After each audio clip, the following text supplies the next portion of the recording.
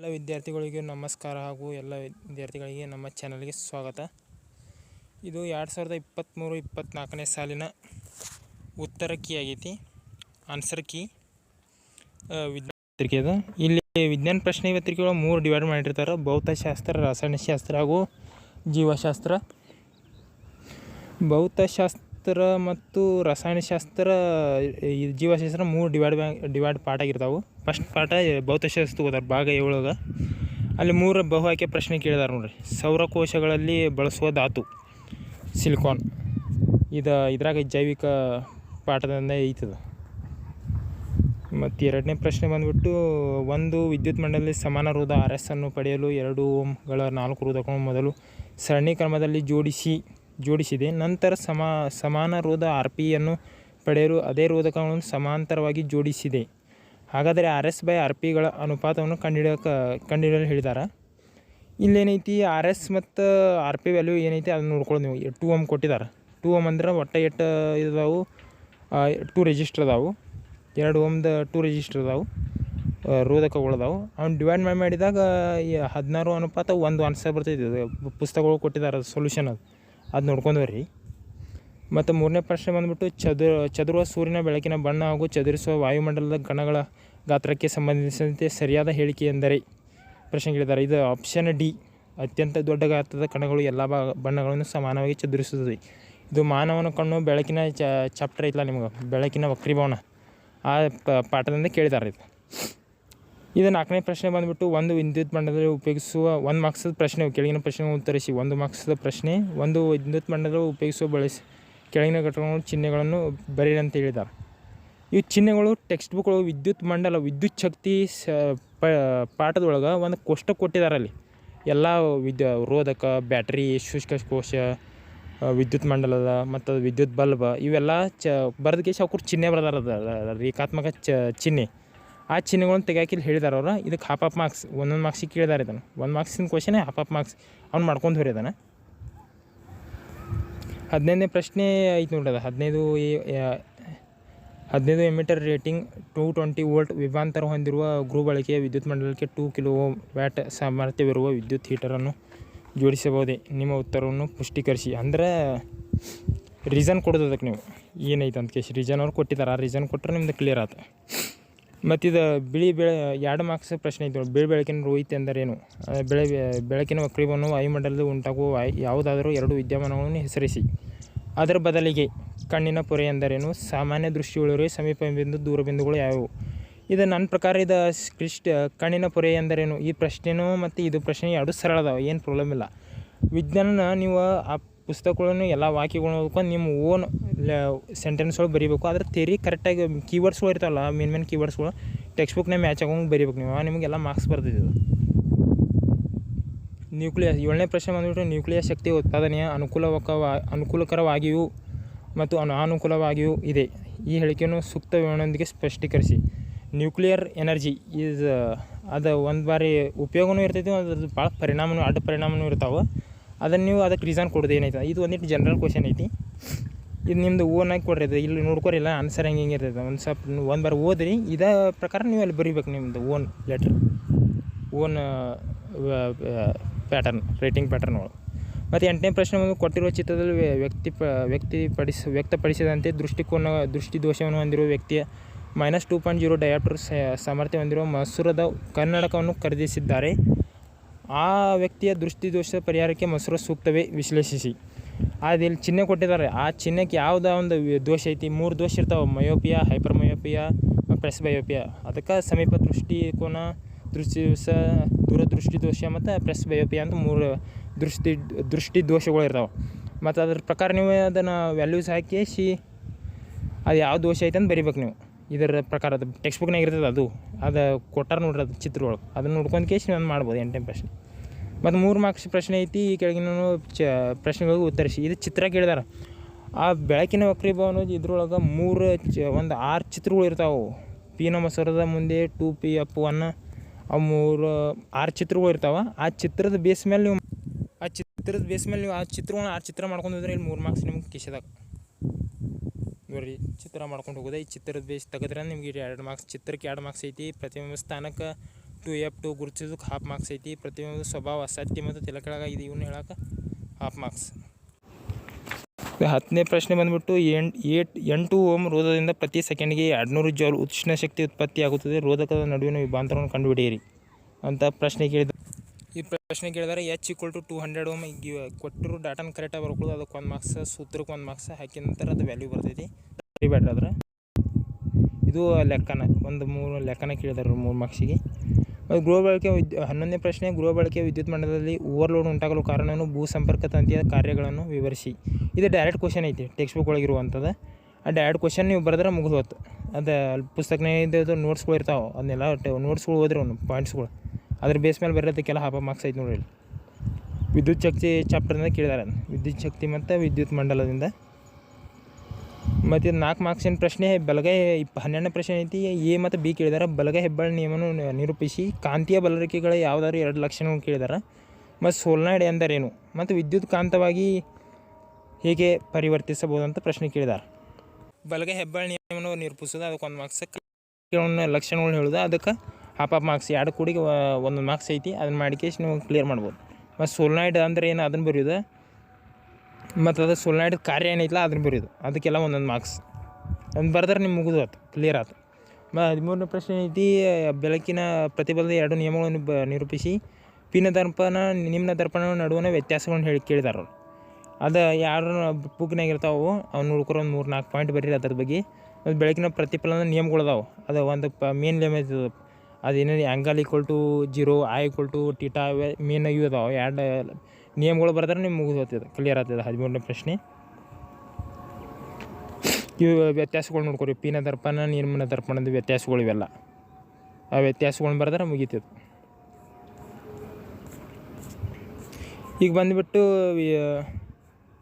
ರಸಾಯನಶಾಸ್ತ್ರ ಇದು ಭಾಗ ಬಿ ಒಳಗೆ. ರಸಾಯನಶಾಸ್ತ್ರ ಒಳಗೆ 14ನೇ ಪ್ರಶ್ನೆ ಇದೈತಿ. ಕಾರ್ಬಾಕ್ಸಿಲಿಕ್ ಆಮ್ಲ ಆಲ್ಕೋಹಾಲ್ ನಡುವಿನ ವರ್ತನೆಯಿಂದ ಉಂಟಾಗುವ ಸಾವಯವ ಸಂಯುಕ್ತಗಳೆಂದರೇನು? ಕಾರ್ಬನ್ ಚಾಪ್ಟರ್ ಅಂತೈತಿ. ಆನ್ಸರ್ ಸಿ ಎಸ್ಟರ್ಗಳು. ನೀವು ಪುಸ್ತಕನ ಓದೋದು ಮರಿಬೇಡ್ರಿ. ಅದ್ರ ಪುಸ್ತಕ ಓದೋದು ಒಟ್ಟು ತಲೆಯಾಗಿರಲಿ.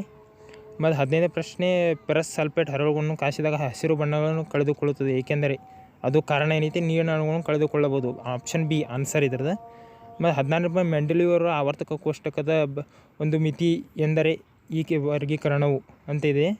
ಆನ್ಸರ್ ಡಿ ಹೈಡ್ರೋಜನ್ ಸ್ಥಿರವಾದ ಸ್ಥಾನವನ್ನು ನಿಯೋಜಿಸಲು ಸಾಧ್ಯವಾಗುವುದಿಲ್ಲ. 17ನೇ ಪ್ರಶ್ನೆ 3 ಮಾರ್ಕ್ಸ್ ಕ್ವಶನ್ ಇದೆ. ವಾಷಿಂಗ್ ಸೋಡಾದ ಯಾವುದಾದ್ರೂ 2 ಉಪಯೋಗಗಳನ್ನು ಬರೆಯಿರಿ ಅಂತ ಹೇಳಿದ್ದಾರೆ. ಅದ್ರದ್ದು ಉಪಯೋಗಗಳು ಬರೆಯಾಗ ಬುಕ್ ಒಳಗೆ ಕೊಟ್ಟಿರ್ತಾರೆ. 2ನೇ ಪಾಠ ಆಮ್ಲ ಪ್ರತ್ಯಾಮ್ಲ ಲವಣಗಳು ಪಾಠದೊಳಗೆ ಐತಿ. ಅದ್ರದ್ದು ಇವು ಉಪಯೋಗಗಳನ್ನು ಬರೆದ್ರೆ ಮುಗೀತದೆ. 18ನೇ ಪ್ರಶ್ನೆ ಆಧುನಿಕ ಆವರ್ತಕ ಕೋಷ್ಟಕದಲ್ಲಿ ಆವರ್ತಗಳು ಗುಂಪುಗಳು ಎಂದರೇನು ಅಂತ ಪ್ರಶ್ನೆ ಕೇಳಿದ್ದಾರೆ. ಉತ್ತರ ಆವರ್ತಕ ಓಟಗಳು ಅಡ್ಡ ಸಾಲುಗಳು ಆವರ್ತಗಳು, ಕಂಬ ಸಾಲುಗಳು ಆವರ್ತಗಳು, ಗುಂಪುಗಳು. ಅದು ಬುಕ್ನಾಗ ಐತದ ಟೆಕ್ಸ್ಟ್ ಬುಕ್ ಒಳಗೆ. ಅದು ಸಾಲುಗಳು ಅಂತ ಕೇಸಿ ಕೋಷ್ಟಗಳು ಕೊಟ್ಟಿರ್ತಾರೆ. ಅದು ಅದಕ್ಕೆ ಹಾಫ್ ಮಾರ್ಕ್ಸ್ ಐತಿ. 2 ಸಾಲು ಬರೆದ್ರೆ ನಿಮ್ಗೆ 2 ಮಾರ್ಕ್ಸ್ ಪ್ರಶ್ನೆ ಐತದ. ಇದು 20ನೇ ಪ್ರಶ್ನೆ ಬಂದ್ಬಿಟ್ಟು ಸಾರರಿಕ್ತ ಸಲ್ಫ್ಯೂರಿಕ್ ಆಮ್ಲದಿಂದ ಸತುವಿನ ಚೂರುಗಳು ವರ್ತನೆ ಮತ್ತು ಉರಿಸುವಿಕೆ ಮೂಲಕ ಹೈಡ್ರೋಜನ್ ಅನಿಲದ ಪರೀಕ್ಷೆ ಮಾಡುವ ಉಪಕರಣದ ಜೋಡಣೆಯನ್ನು ಚಿತ್ರ ಬರೀರಿ ಅಂತ ಪ್ರಶ್ನೆ ಕೇಳಿದ್ದಾರೆ. ಆ ಚಿತ್ರ ಮಾಡ್ಕೊಂಡು ಬರೀ. ಇದು 2ನೇ ಪಾಠದ ಐತದ. ಸಾರರಿಕ್ತ ಸಲ್ಫ್ಯೂರಿಕ್ ಆಮ್ಲದಿಂದ ಸತುವಿನ ಚೂರುಗಳ ವರ್ತನೆ ಉರಿಸುವಿಕೆ ಮೂಲಕ ಹೈಡ್ರೋಜನ್ ಅನಿಲದ ಇದನ್ನು ಚಿತ್ರ ತೆಗೆದ ಅದು ಪಾಪ್ ಅಂತ ಶಬ್ದ ಮಾಡೋದು. 20ನೇ ಪ್ರಶ್ನೆ ಇದೆ. 3 ಮಾರ್ಕ್ಸ್ ಪ್ರಶ್ನೆ, 3 ಅಂಕದ ಪ್ರಶ್ನೆ ಇದು. 21ನೇ ಪ್ರಶ್ನೆ ಇದೆ. 2 ಕೊಟ್ಟಿದ್ದಾರೆ ಅವರು. ಏಕಕಾಲದಲ್ಲಿ ಕೆಂಪು ನೀಲಿ ಲಿಟ್ಮಸ್ ಕಾಗದವನ್ನು ಬ್ರೈನ್ ದ್ರಾವಣ ಮತ್ತು ದ್ರಾವಣದ ವಿದ್ಯುತ್ ವಿಭಾಜನೆ ಒಳಗೂಡಿಸಿ ಪಡೆದ ಜಲೀಯ ಉತ್ಪನ್ನಗಳಲ್ಲಿ ಎದ್ದಲಾಗಿದೆ. ಲಿಟ್ಮಸ್ ಕಾಗದಗಳಲ್ಲಿ ನೀವು ಗಮನಿಸುವ ಬದಲಾವಣೆಗಳೇನು? ನಿಮ್ಮ ಉತ್ತರವನ್ನು ಕಾರಣ ಕೊಡಿ ಅಂತ ಪ್ರಶ್ನೆ ಕೇಳಿದ್ದಾರೆ. ಮತ್ತು ಇದು 2ನೇ ಪ್ರಶ್ನೆ ಕೋಷ್ಟಕದಲ್ಲಿ ನೀಡಲಾಗಿರುವ 4 ದ್ರಾವಣಗಳ pH ಮೌಲ್ಯಗಳನ್ನು ಗಮನಿಸಿ ಕೆಳಗಿನ ಪ್ರಶ್ನೆಗಳಿಗೆ ಉತ್ತರಿಸಿ ಅಂತ ಪ್ರಶ್ನೆ ಕೇಳಿದ್ದಾರೆ. ದ್ರಾವಣಗಳು PQRS ಮತ್ತು pH ಮೌಲ್ಯ 10.0, 13.7, 7.0, 1.2 ಇದರ ಕೋಷ್ಟಕ ಕೊಟ್ಟಿದ್ದಾರೆ. ಅದ್ರ ಮೇಲೆ ಇವು ಪ್ರಶ್ನೆಗಳಿಗೆ ಆನ್ಸರ್ ಮಾಡೋದು. ನೀವು ಆನ್ಸರ್ ಏನೈತಿ ಬುಕ್ ಒಳಗಿರ್ತದೆ. ಅದ್ರ ಮೇಲೆ ನೀವು ನೋಟ್ಸ್ ಮಾಡ್ಕೊಂಡು ಹೋದ್ರೆ ನಿಮ್ಗೆ ಇದು ಕ್ಲಿಯರ್ ಆಗ್ತಿದ್ದು ನೋಡ್ರಿ. ಎಲ್ಲ ಕರೆಕ್ಟಾಗಿ ನೋಡ್ರಿ ಎಲ್ಲ. ಮತ್ತು ಇದು ಚಿತ್ರ ದ್ರಾವಣದ ವಿದ್ಯುತ್ ವಿಭಜನೆ ಲೋಹ ಮತ್ತು ಅಲೋಹ ಚಾಪ್ಟರ್ನಿಂದ ಕೇಳಿದ್ದಾರೆ. ಇದು ಚಿತ್ರ ಮಾಡ್ಕೊಂಡು ಬರ್ರಿ. ಅವ್ರು ಏನು ಗುರ್ಸಾಗಿ ಕೇಳಿದಾರೆ ಅದು ಗುರ್ಸೋದಕ್ಕೆ 1 ಮಾರ್ಕ್ಸ್, ಭಾಗಕ್ಕೆ 1 ಮಾರ್ಕ್ಸ್ ಐತಿ, ಚಿತ್ರಕ್ಕೆ 1 ಮಾರ್ಕ್ಸ್ ಐತಿ. ಮತ್ತು ಇದು 3 ಮಾರ್ಕ್ಸ್ ಪ್ರಶ್ನೆ ಐತಿ. ಕೆಳಗಿನ ರಾಸಾಯನಿಕ ಕ್ರಿಯೆಗಳಲ್ಲಿ ಉತ್ಕರ್ಷಣ ಅಪಕರ್ಷಣ ವಸ್ತುಗಳನ್ನು ಗುರುತಿಸಿ ಮತ್ತು ಕಮೋಡಿಟಿ ಎಂದರೇನು? ಇದನ್ನು ತಡೆಗಟ್ಟುಕೊಂಡು ಯಾವುದಾದ್ರೂ 2 ವಿಧಾನಗಳು ತಿಳಿಸಿದ್ದಾರೆ. ಉತ್ಕರ್ಷಣ ಅಂದ್ರೇನು, ಅದು ಆಕ್ಸಿಜನ್ ಇರ್ತದೆ ಅದ್ರಾಗ, ಆಕ್ಸಿಜನ್ ಇರೋದಿಲ್ಲ. ಅಪಕರ್ಷಣ ಅಂದ್ರೆ ಆಕ್ಸಿಜನ್ ಆಗಿರ್ತದೆ ಅದ್ರಾಗ. ಇಲ್ಲಿ ನೋಡ್ರಿ, ಇಲ್ಲಿ ZnO + C gives Zn + CO ಅಂತ ಐತಿ. ZnO ಅಪಕರ್ಷಣಗೊಂಡೈತೆ, ಅದ್ರಾಗ ಆಕ್ಸಿಜನ್ ಐತಿ. C ಅಂದ್ರೆ ಆಕ್ಸಿಜನ್ ಇಲ್ಲ, ಅದ್ರಾಗ ಉತ್ಕರ್ಷಣಗೊಂಡೈತೆ. ಅದು ಹಾಫ್ ಮಾರ್ಕ್ಸ್. 23ನೇ ಪ್ರಶ್ನೆ. ಅದು ಬಂದು B ಏನೈತಿ, ಕಮ್ಯುನಿಟಿ ಅಂದ್ರೆ ಏನಂತ ಪ್ರಶ್ನೆ ಕೇಳಿದಾರೆ. ಮತ್ತು ಅದಕ್ಕೆ ತಡೆಗಟ್ಟು ವಿಧಾನಗಳು ಕೇಳಿದಾರೆ. ಯಾವ್ದಾರು 2 ವಿಧಾನಗಳು ಹೇಳಿದಾರೆ. ಇಲ್ಲಿ ಬರೀದ 2 ವಿಧಾನಗಳು. ನೈಟ್ರೋಜನ್ ತುಂಬ್ತಾರೆ, ಅದು ಏನು ಐತದ ಟೆಕ್ಸ್ಟ್ ಬುಕ್ ಕೊಟ್ಟಿರ್ತಾರೆ ಅದು. ಮತ್ತು ಅದು ಕಮ್ಯುನಿಟಿ ಅಂದರೇನು, ಅದು ಕೊಬ್ಬು ಎಣ್ಣೆ ಉತ್ಕರ್ಷಣಗೊಂಡಾಗ ಅವುಗಳ ವಾಸನೆ ಮತ್ತು ರುಚಿ ಬದಲಾಗುವುದು. ಅದಕ್ಕೊಂದು ಮಾರ್ಕ್ಸ್. ಮತ್ತು 24ನೇ ಪ್ರಶ್ನೆ ಏನೈತಿ, ಅಪರ್ಯಾಪ್ತ ಕಾರ್ಬನ್ ಸಂಯುಕ್ತಗಳ ಪರ್ಯಾಪ್ತ ಕಾರ್ಬನ್ ಸಂಯುಕ್ತಗಳನ್ನಾಗಿ ಪರಿವರ್ತಿಸುವ ರಾಸಾಯನಿಕ ಕ್ರಿಯೆಯನ್ನು ಕೆಳಗೆ ನೀಡಿರುವ ಅಪೂರ್ಣ ಸಮೀಕರಣವು ಪ್ರತಿನಿಧಿಸುತ್ತದೆ ಅಂತ ಪ್ರಶ್ನೆ ಕೇಳಿದಾರೆ. ಅದು ಸಿಂಬಲ್ ಕೊಟ್ಟಿದ್ದಾರೆ. ಅದ್ರ ಬೇಸ್ ಮೇಲೆ ನೀವು ಅದರ ಉತ್ತರ ತೆಗೆದು ಸಮೀಕರಣ ಬರೆಯೋದು. ಮತ್ತು ಅನಿಲ ಎಕ್ಸ್ ಹೈಡ್ರೋಜನ್, Y ನಿಕ್ಕಲ್ ಅಂತ ಐತಿ. ಅದಕ್ಕೆ ಅದು ಹಾಫ್ ಮಾರ್ಕ್ಸ್. ಮತ್ತು 3ನೇದು ಅದರದ್ದು ಈ ಕ್ರಿಯೆಯ ಅಂತಿಮ ಉತ್ಪನ್ನ ಸೂರ್ಯನ ಬೆಳಕಿನಲ್ಲಿ ಕ್ಲೋರಿನ್ನೊಂದಿಗೆ ವರ್ತಿಸಿದಾಗ ಏನಾಗುತ್ತದೆ ಅಂತ ಪ್ರಶ್ನೆ ಕೇಳಿದ್ದಾರೆ. ಅದಕ್ಕೆ ಹಾಫ್ ಮಾರ್ಕ್ಸ್.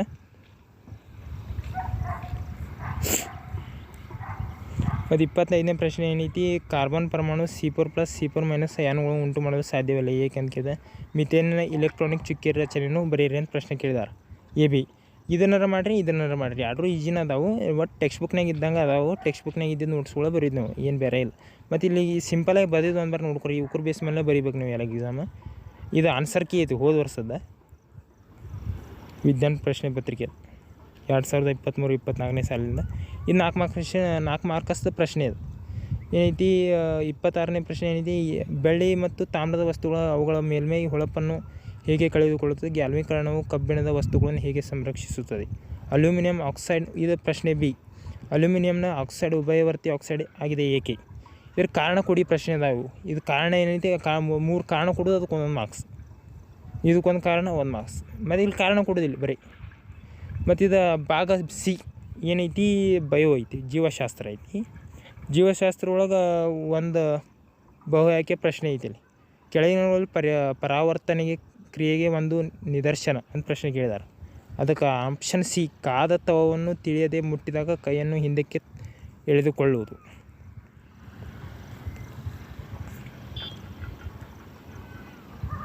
ಇದು 28ನೇ ಪ್ರಶ್ನೆ, ದುಂಡನೆ ಬೀಜಗಳುಳ್ಳ ಬಟಾಣಿ ಸಸ್ಯಗಳನ್ನು ಸುಕ್ಕಾದ ಬೀಜಗಳುಳ್ಳ ಬಟಾಣಿ ಸಸ್ಯಗಳೊಂದಿಗೆ ಸಂಕರಣಗೊಳಿಸಿದಾಗ F2 ಪೀಳಿಗೆಯ RR ತಳಿಗುಣವು ಹೊಂದಿರುವ ಶೇಕಡಾ ಪ್ರಮಾಣ.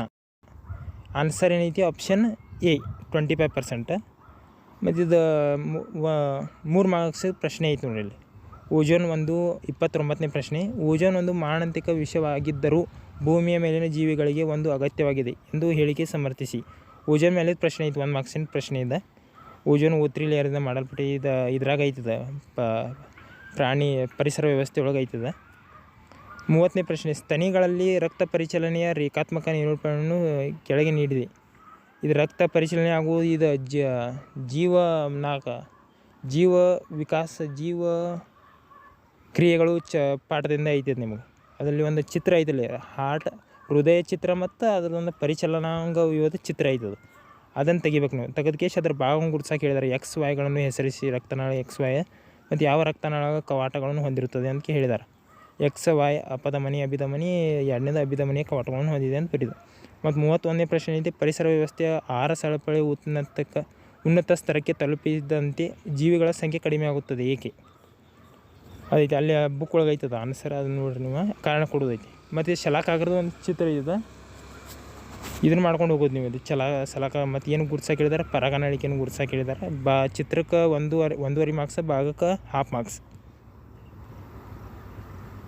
33ನೇ ಪ್ರಶ್ನೆ ಏನೈತಿ, ಮಾನವ ವಿಸರ್ಜನಾಂಗ ವಿವಿಧ ಚಿತ್ರ ಕೇಳಿದಾರೆ. ಮೂತ್ರಕೋಶ ಚಿತ್ರ ಕೇಳಿದ್ದಾರೆ. ಅದಕ್ಕೆ ಚಿತ್ರಕ್ಕೆ 1.5 ಮಾರ್ಕ್ಸ್, ಭಾಗಕ್ಕೆ 1 ಮಾರ್ಕ್ಸ್. ಏನು ಕೇಳಿದಾರೆ, ಮೂತ್ರಕೋಶ ಕೇಳಿದ್ದಾರೆ.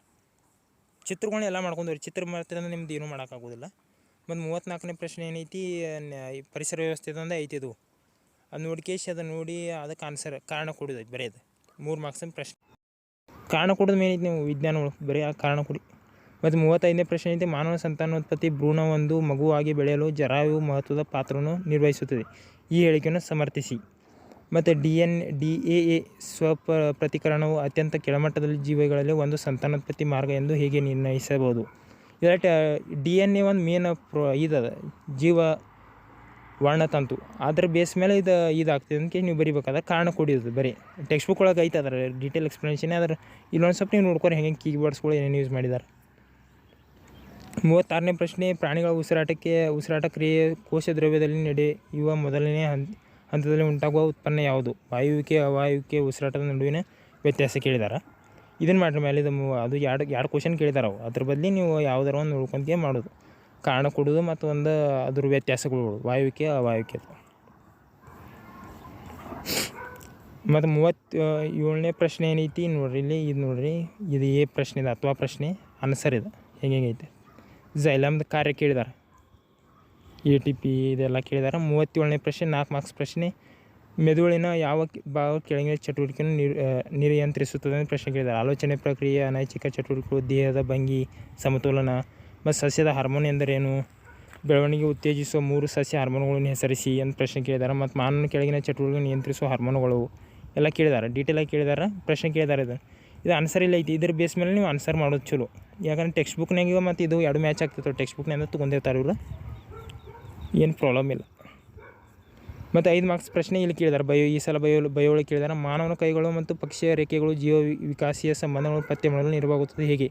ಪಳವಳಿಕೆಗಳ ಕಾಲವನ್ನು ನಿರ್ಣಯಿಸುವ ವಿಧಾನಗಳನ್ನು ವಿವರಿಸಿ ಅಂತ ಪ್ರಶ್ನೆ ಕೇಳ್ತಾರೆ. 5 ಮಾರ್ಕ್ಸಿನ ಪ್ರಶ್ನೆ ಇದು. 38ನೇದು A. ಮತ್ತು 38ನೇ B ಒಳಗೆ ಏನೈತಿ? ಪರಿಸರದ ಅಂಶಗಳಿಂದ ಅಲೈಂಗಿಕ ಅಂಗಾಂಶಗಳಲ್ಲಾದ ಬದಲಾವಣೆಗಳನ್ನು ಅನುವಂಶೀಯಾಗುವುದಿಲ್ಲ ಏಕೆ ಅಂತ ಪ್ರಶ್ನೆ ಕೇಳಿದ್ದಾರೆ. ಮ್ಯಾಲಿದ ಮಾನವನ ಕೈಗಳು ಮತ್ತು ರೇಖೆಗಳು ಅಂತ ಐತಿಲ್ಲ, ಅದು ಜೀವ ವಿಕಾಸ ಪಾಠದಿಂದ ಐತಿ. ಇದು ಲೈಂಗಿಕ ಅನುವಂಶ ಪಾಠದಿಂದ ಐತಿ. ಅಲ್ಲಿ ಕಾರಣ ಕೊಡೋದು ಅದು ಬಾವಲಿ, ಚಿರತೆ, ತಿಮಿಂಗಲ ಅಂತ ಐತೆ ಇದೈತೆ ನೋಡಿ ಚಿತ್ರ. ಆ ಚಿತ್ರದ ಬೇಸ್ ಮೇಲೆ ಐತಿದ್ದು ಪಾಠ. ಅದು ಕ್ವಶನ್, ಆ ಕ್ವಶನ್ಗೆ ನೀವೆಲ್ಲ ಕರೆಕ್ಟಾಗಿ ಆನ್ಸರ್ ಮಾಡಿರಿ. ಅದು ಎಲ್ಲ ನೋಟ್ಸ್ ಗೀಟ್ಸ್ ಎಲ್ಲ ಬುಕ್ನಾಗ ಇರ್ತೈತಿ. ಮತ್ತು ಬೇರೆ ನೋಟ್ಸ್ ಏನು ರೆಫರ್ ಮಾಡಬೇಡ್ರಿ, ಬರೀ ಟೆಕ್ಸ್ಟ್ ಬುಕ್ ರೆಫರ್ ಮಾಡೋದು ಮತ್ತು ಇದನ್ನು ರೆಫರ್ ಮಾಡೋದು. ಇದು ಆನ್ಸರ್ ಕೀ ಎಲ್ಲ ನೀವು ಇದು ಗೋರ್ಮೆಂಟ್ ಆನ್ಸರ್ ಕೀ ಐತಿ. ಅದು ಪೂರ ಗೋರ್ಮೆಂಟ್ದವ್ರು ಇದನ್ನು ಮಾಡಿ ಕಳಿಸಿರ್ತಾರೆ. ಅದು ಎಲ್ಲ ಅಪ್ರೂವ್ ಮಾಡಿ ಕೇಸಿ ಅಸೋಸಿಯೇಟೆಡ್ ಐತಿ. ಮತ್ತು ನಿಮ್ಗೇನರ ಇದು ಇಷ್ಟ ಆದರೆ ನೀವು ಸಬ್ಸ್ಕ್ರೈಬ್ ಮತ್ತು ಲೈಕ್ ಮಾಡಿರಿ. ಮತ್ತು ನಿಮ್ಗೆ ಏನರ ಡೌಟ್ ಇದ್ರೆ ಕಮೆಂಟ್ ಮಾಡಿರಿ. ನಿಮ್ಗೆ ಯಾವ ಪೇಪರ್ಸ್ ಬೇಕಾದ್ರೆ ಕೇಳಿ, ಪೇಪರ್ಸ್ ನಿಮ್ಗೆ ಸೆಂಡ್ ಮಾಡ್ತೈತಿ. ಅಂದರೆ ಯೂಟ್ಯೂಬ್ಗೆ ಹಾಕ್ತೈತಿ. ಹಂಗೆ ವೀಡಿಯೋ ಬರ್ತಾವೆ. ಇನ್ನು 2-3 ವಿಜ್ಞಾನದ್ದು 2 ಸೆಟ್ ಅದಾವೆ. ಪ್ರಶ್ನೆ ಪತ್ರಿಕೆ 2 ಮತ್ತು ಪ್ರಶ್ನೆ ಪತ್ರಿಕೆ 3 ಐತಿ. ಮತ್ತು ಚಾನಲ್ ಇದು ವಿಡಿಯೋ ಇಷ್ಟ ಆದರೆ ಮತ್ತು ಸಬ್ಸ್ಕ್ರೈಬ್ ಮತ್ತು ಲೈಕ್ ಮಾಡೋದು ಮರಿಬೇಡ್ರಿ. ಮತ್ತು ಎಲ್ಲರಿಗೆ ಧನ್ಯವಾದಗಳು.